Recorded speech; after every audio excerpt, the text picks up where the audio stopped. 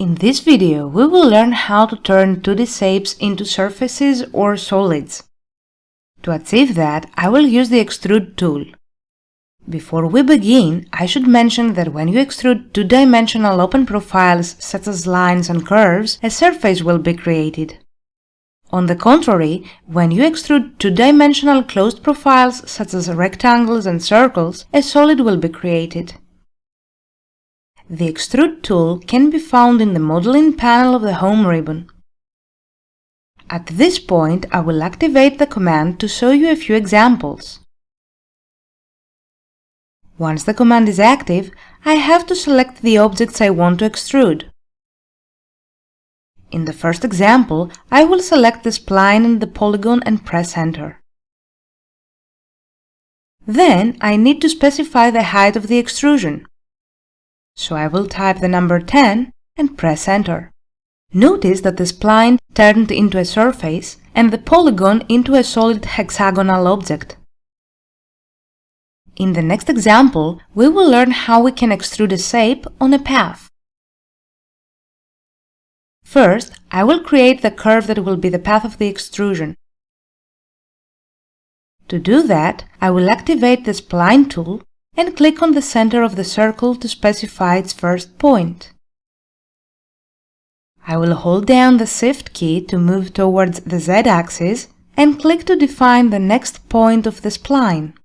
While still holding down the Shift key, I will move towards the Y-axis and click to define the next point. And then I will move towards the X-axis and click to define the final point.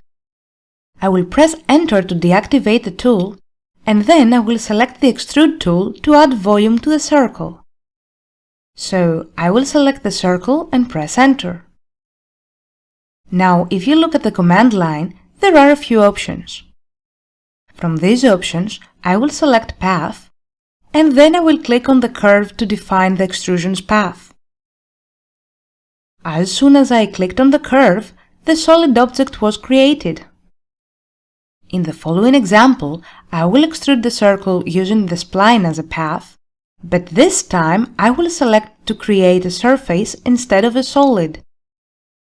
So I will activate the Extrude tool again, and before I select the circular profile, I will click on the Mode button that appears in the command line, and I will select the Surface option. Note that the default mode of the program is the Solid option. Now that I have changed the default option, I will select the circle and press Enter. Then I will select the Path option like I did in the previous example and click on the spline. As soon as I clicked on the spline, the object was created, only this time it is a surface.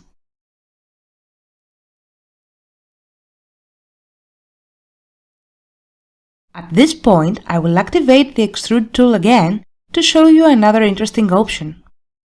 This time I will select the rectangle and press Enter.